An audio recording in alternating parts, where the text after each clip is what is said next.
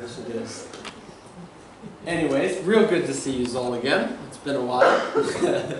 I've been in town for a bit and currently at Gateway. That's usually where I'm at and such. But yeah, really such a privilege to come out here and chill again.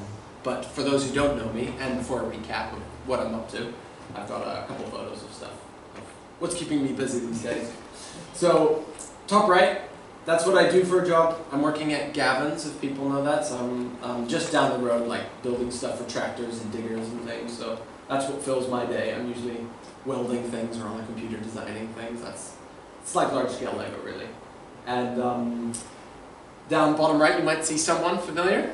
Yeah. This is us in our COVID time at the moment when we were all getting COVID through the flat. So that's me, Alasdair, Godfrey, our flatmate, who comes out every now and again to help with sound and stuff. And there's Hannah right there, just chilling. And right there, that's myself, my dad, and my mom.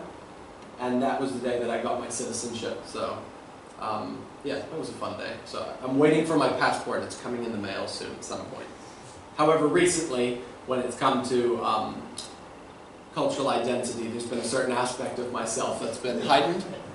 And just because my dad's away, I need to make sure that I hold down the fort on these aspects. But yes, very much feeling much more Irish these days, for some reason, not sure why.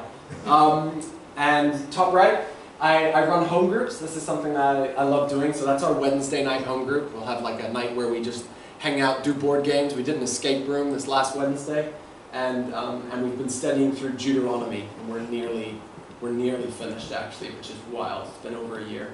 And yeah, and love going hiking and just getting out there and exploring what New Zealand has to offer, which is like heaps. It's crazy. But yeah, anyways, that's a little bit about me, and we will launch into what this passage looks like. I actually really just enjoy hearing the whole of Scripture, like just read out, and then you can dig into it and stuff. So thank you very much for doing that, Hannah. Anyways, let's dive in, shall we?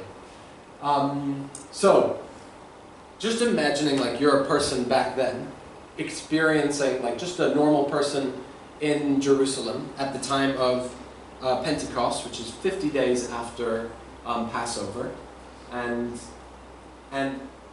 all these people just come running because they hear this whoosh or this big wind.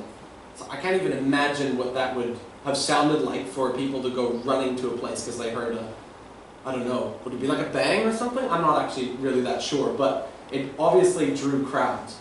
But one thing that really hit me quite hard was just reading this in depth, and it says very clearly that there were people from every nation under heaven, verse 5, and then these people speaking their languages, they say each one was hearing them speak in his own language.